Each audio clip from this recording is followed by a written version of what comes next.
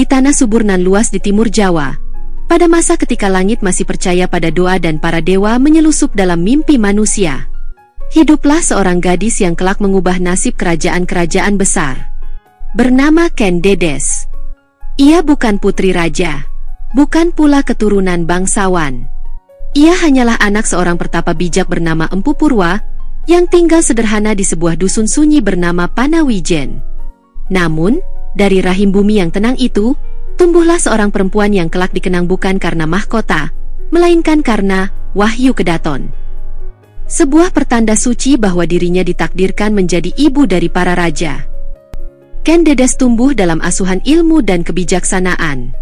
Wajahnya bersih bagaikan embun pagi, sorot matanya dalam menembus diam, dan langkahnya ringan, seolah semesta ikut membisikkan masa depan yang besar. Di setiap geraknya, terdapat aura yang membuat siapapun yang melihatnya terdiam, kagum, dan terpesona. Namun takdir yang besar jarang datang dengan jalan yang mudah.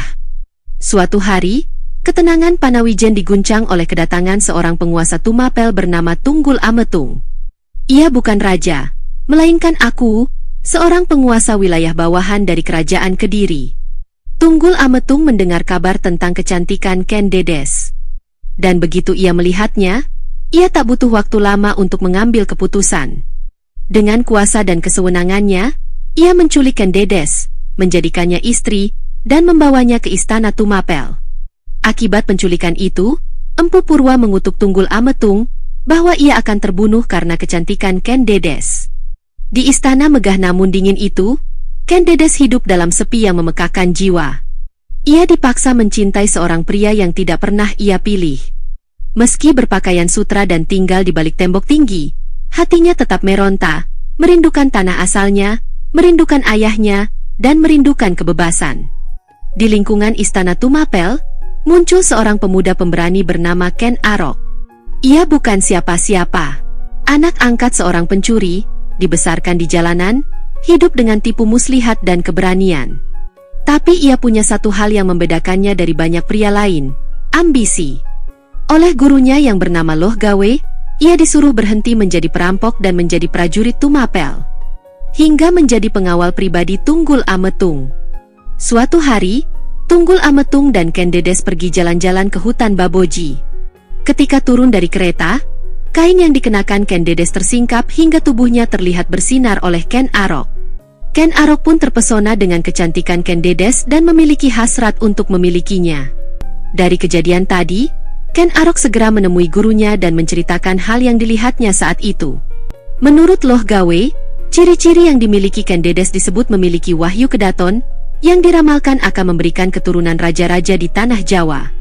Mendengar hal itu, Ken Arok semakin ingin menikahi Ken Dedes dan menyingkirkan Tunggul Ametung, agar ia bisa menjadi seorang raja.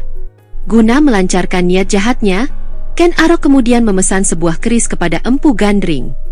Empu Gandring menjanjikan keris sakti yang dapat membunuh Tunggul Ametung, tapi pengerjaannya akan membutuhkan waktu 1 tahun. Ken Arok setuju dan Empu Gandring pun mulai membuat keris itu. Hari demi hari Empu Gandring menempa keris itu dengan hati-hati. Hingga suatu hari, Ken Arok tidak sabar menunggu pembuatan keris yang membutuhkan waktu lama. Ia pun mendatangi Empu Gandring dengan marah lalu merebut keris yang belum selesai dan menikam tubuh pembuatnya. Menjelang ajal, Empu Gandring mengutuk bahwa Ken Arok akan mati di ujung keris dan keris akan meminta korban 7 nyawa. Ken Arok tidak menggubris kutukan Empu Gandring, dia langsung bergegas pulang. Sampai di istana, Ken Arok meminjamkan keris tersebut pada temannya yang senang pamer, yaitu Kebo Ijo. Kebo Ijo memamerkan keris itu pada teman-teman prajuritnya bahwa keris tersebut adalah miliknya. Hal ini ternyata adalah taktik licik dari Ken Arok. Hingga suatu hari, Ken Arok mencuri keris dari Kebo Ijo lalu menggunakan untuk membunuh Tunggul Ametung yang sedang terlelap. Kutukan Empu Purwa saat Tunggul Ametung menculik Ken Dedes pun benar-benar terjadi. Dengan akal licik Ken Arok, ia membuat rekannya Kebo Ijo menjadi kambing hitam dan menanggung akibat dari pembunuhan Tunggul Ametung. Karena orang-orang percaya bahwa keris yang digunakan untuk membunuh Tunggul Ametung adalah milik Kebo Ijo, Ken Arok akhirnya berhasil menggantikan kedudukan Tunggul Ametung sebagai aku dan menikahi Ken Dedes. Setelah itu, Ken Arok menggulingkan kerajaan Kediri dan mendirikan kerajaan Singasari. Ketika dinikahi Ken Arok, Ken Dedes sedang melahirkan seorang putra dari Tunggul Ametung, yang kemudian dinamai Anusapati. Sedangkan dari pernikahannya dengan Ken Arok, Ken Dedes melahirkan beberapa anak, yaitu Mahisa Wongateleng, Panji Saprang, Agni Bhaya, dan Dewi Rimbu. Seiring berjalannya waktu, Anusapati merasa dianaktirikan oleh Ken Arok. Ken Dedes akhirnya mengungkap rahasia kalau ayah kandung Anusapati adalah Tunggul Ametung. Tidak hanya itu, Anusapati juga mengetahui bahwa ayah kandungnya dibunuh oleh Ken Arok. Alhasil, melalui tangan pembantunya, Anusapati membunuh Ken Arok dengan keris Empu Gandring sebagai bentuk balas dendamnya. Kutukan Empu Gandring pun benar-benar terjadi. Kisah ini bukan hanya tentang cinta dan kecantikan, tetapi juga pesan moral bahwa ambisi besar bisa membawa sebuah kejayaan. Namun jika ditempuh dengan cara yang tidak baik akan membuat kehancuran. Terima kasih sudah menonton.